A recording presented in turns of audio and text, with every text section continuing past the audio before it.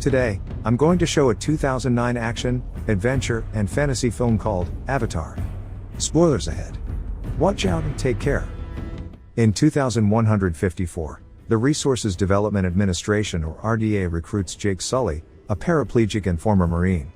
His twin brother, Tom, who worked for the RDA, was killed and now they need Jake as his replacement for the Avatar program on a planet called Pandora because as his twin, his genome is the only one that can activate Tom's avatar. Jake agrees and is put in a cryosleep chamber, where he sleeps for almost 6 years, as the crew travels to the planet. When Jake arrives, he meets the head and team of the Avatar program, Dr. Grace Augustine and Dr. Norm Spellman, who is also a friend of Tom. He learns that Pandora's atmosphere is poisonous to humans and its land is ruled by a species called the Na'vi, 10-foot tall, blue-skinned humanoids. The Na'vi worship the Mother Nature goddess, Iwa. In order to explore the land, humans temporarily transfer their consciousness to avatars, a human and Na'vi hybrid that humans have created and can only be activated by its own biological owner. Jake and Norm enter their avatar bodies for the first time and Jake feels ecstatic to be able to walk and run for the first time in years. He then meets Trudy, a combat pilot assigned to the Avatar team, who introduces him to the Colonel, Miles Quaritch. Colonel Quaritch comes up with a deal for Jake. He will join the Avatar team on their expeditions, but he will report everything he knows about the Na'vi and their home tree, which is sitting on the largest supply of unobtainium in Pandora. The RDA is mining this mineral to take back and sell on Earth. In turn, the Colonel will make sure that the company funds the replacement for Jake's legs. Jake agrees. He joins Grace and Norm as their escort on their research expedition. While the scientists search for samples, a vicious beast called a Thanator attacks Jake, tearing him away from the group. He barely escapes with his life and is soon left in a foreign jungle, struggling to survive, until a female Na'vi named Neytiri saves him. Neytiri feels a strong attraction to Jake's brave heart but thinks he is too stupid and naive. Seeds from the spirit tree land on Jake and Neytiri takes this as a sign to take him to her clan, the Omaticaya. He is met with hostility, especially from Sute, the heir to the chieftainship and Neytiri's fiancée. Jake meets the clan's chief and priestess, Ajakon and Moat, who also happen to be Neytiri's parents. After much deliberation, Moat decides to take in Jake and have Neytiri teach him their ways of life. Jake settles in for the night with the clan and he is instantly brought back to the Avatar stimulator. He reports everything he's learned to Grace, as well as to Colonel Quaritch. The Colonel gives Jake 3 months to convince the Na'vi to move, or else they will be bombing their home tree. Grace grows suspicious of Jake's dealings with the Colonel, so she transfers the team to a remote outpost at the floating mountains of Pandora. Over the next 3 months, Neytiri teaches Jake the ways of the Na'vi. She tells Jake that once he is ready, he will have to choose his own Ikran, a winged beast the Na'vis use to hunt, and he will finally become a warrior. Jake learns to track and hunt the wildlife and also begins to understand the spiritual connection between all the beings in Pandora. Soon enough, Jake grows sympathetic with the Na'vi and starts falling in love with Neytiri. Once he gets his first clean kill, he, Neytiri, Sute, and other Na'vis go to the floating mountains to get their own Ikrans. They reach the Ikran's nest and Sute orders Jake to choose first. In order to choose one, the Ikran must choose him first by trying to kill him. He manages to take down one of the beasts and bonds with it through the nerve endings on his hair. Neytiri pushes them off the cliff, forcing Jake to fly with his Ikran to solidify the bond. As they're flying their Ikrans, Jake and Neytiri face an almost ill-fated encounter with the Toruk, a mighty dragon-like beast that the Na'vis fear and worship. Only 5 Na'vis in history have been able to tame and ride the Toruk, including Neytiri's great-grandfather. The 3 months come to an end and the team goes back to the facility. Colonel Quaritch gives Jake the ultimatum, but he asks the Colonel for an extension, just until his final ceremony is over, and then he becomes one of them and he can convince them to relocate. The day of the ceremony arrives and Jake is finally accepted into the Omaticaya clan. Now that he is one of them, Neytiri takes Jake into the Tree of Souls. The Tree of Souls is one of the Na'vi's most sacred places where the memories of their ancestors are stored. They can access these memories by tying their nerve endings to the fibers of the tree. It is also one of the places with the most unobtainium deposits. Neytiri tells Jake that he can now choose a wife. He then proposes to Neytiri, who happily accepts. Under the Tree of Souls, the two kiss and connect their nerve endings, binding themselves to each other for the rest of their lives in the eyes of their goddess, Iwa. As morning breaks, Neytiri is awakened by the sounds of a large machine. A bulldozer has come from the RDA, tearing up the Tree of Souls. Neytiri tries to wake Jake, but he is currently out of the stimulation and remains unconscious. By the time Jake wakes up, He sees a frantic Neytiri dragging him away. He signals the bulldozer to stop, but it continues on plowing. He then climbs the machine and starts destroying the cameras, but the crew starts shooting at him. They run away with Neytiri sobbing as she watches the machines tore down their sacred place. Meanwhile, the RDA catches the footage of Jake destroying the cameras and is able to identify him. Jake and Neytiri make it back to the home tree, where he tries to persuade Atukan to relocate for the safety of the clan. Sute attacks Jake, accusing him of mating with his betrothed. Neytiri admits to this and says it cannot be undone as they are now bonded before Iowa.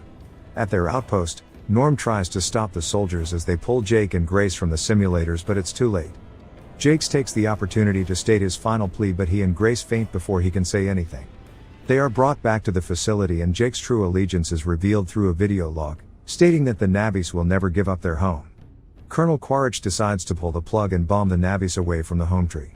Grace then tells the company that they can't destroy the home tree because it will destroy the biological neural network native to Pandora, the synapses connecting all of them together like one enormous brain. The RDA isn't fully convinced but agrees to give the team 1 hour to convince the Omaticaya to move. Grace and Jake regain consciousness in their avatar forms and Jake starts telling them about the RDA's plans. He then admits that he was sent there as a spy, but now things have changed. Hurt by his betrayal, Neytiri lashes out at him and leaves. Jake and Grace are then taken captive. The RDA sends hovercrafts to the home tree and starts gassing them out. Refusing to run, the Omaticaya fights back, but their arrows are useless against the heavy steel of the crafts. The hovercrafts then fire the missiles at the natives and at the home tree. The tree immediately lights up on fire as the Navis make a run for their lives. Jack and Grace are tied to their post, unable to escape, until Maud approaches them. She sets them free, telling them that if they are indeed one of them, then they should help them. The firing continues at the home tree's roots, causing the trunk to finally break. The home tree topples over and kills 100 Navis by crushing them on the ground. Neytiri searches for survivors and finds her father with a shard to his chest. With his dying breath, he bestows upon her his bow and arrows and makes her promise to fulfill her duties. Jakes finds her in the rubble, but Neytiri pushes him away, telling him to never come back. Back at the facility, Jake and Grace are taken out of the simulation once again and are arrested, while Jake's avatar body collapses among the debris. As the avatar team lay in their cell, Trudy busts them out.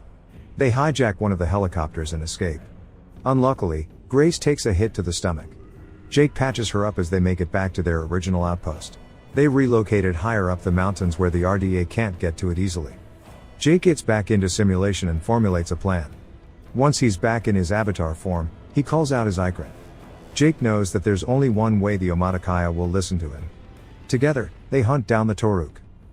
With nowhere else left to go, the Omaticaya are forced to take refuge at the last remaining Tree of Souls. As they wait for an answer to their prayers, they hear a strong gust of wind behind them and gasp in horror as they see the Toruk flying towards them. It lands on the ground and Neytiri is shocked to see that Jake has managed to tame the mighty beast.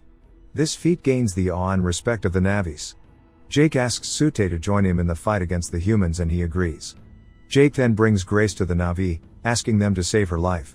He takes her human body to the Tree of Souls together with her avatar body, and the clan performs a ritual to try and transfer Grace's consciousness into her avatar form. But it was too late, Grace's wound was too deep and she died before the ritual was over. But Jake knows that the battle is far from over. Together with Sute, they rally up the Omaticaya. They then travel to neighboring clans, gathering Navis from the plains, seas, and mountains to join them in the battle for their homes. By the end of the day, they manage to gather over 2,000 Navis at the Tree of Souls.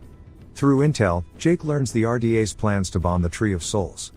He then forms a plan to lure them through the floating mountains and then attack them there, even before they reach the sacred place. Jake prays to Iowa at the Tree of Souls for guidance. As morning breaks, the RDA launches the hovercrafts along with the bombs. The Navi clans wait for them among the floating mountains. Not long after, the clans from the plains take action and charge at the machine suits surveying the grounds.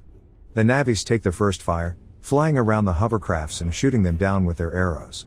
They manage to take down a few helicopters, but the company's armory is too strong. They launch fires at the Navis with their guns, taking down quite a number of them. Colonel Quaritch spots Jake on the Toruk and starts firing at him. Jake escapes the line of fire, luring the colonel's hovercraft deeper into the mountains. Suddenly, Trudy in her helicopter intervenes. She shoots fire at the colonel, allowing Jake to escape. Meanwhile, Neytiri's Ikran is taken down and she lands on the ground. witnessing the devastation that the humans have caused. Sute launches a heroic act at the main hovercraft, taking away a number of men, unloading the bombs before he is gunned down and falls back to the ground. The Navis are overwhelmed as they retreat deeper into the forest. Suddenly, the hovercrafts pick up a different movement. In a matter of seconds, various Pandorian wildlife come charging at the machines as the Ikron overtakes the skies, taking down the remaining crafts. Neytiri interprets this as a sign of help from Iowa. Jake then lands on the main hovercraft carrying the bombs and takes down their machine guns.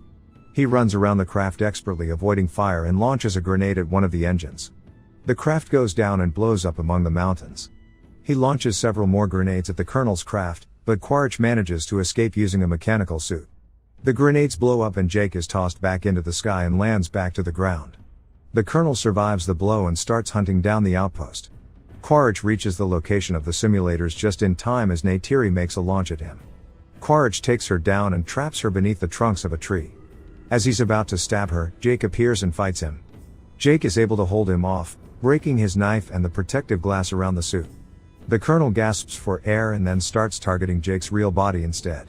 He breaks open the glass of the outpost and destroys the simulators. Jake stabs him on the neck as the Colonel drags his body. Neytiri frees herself and launches an arrow straight to the Colonel's heart. She launches another arrow to finish the kill.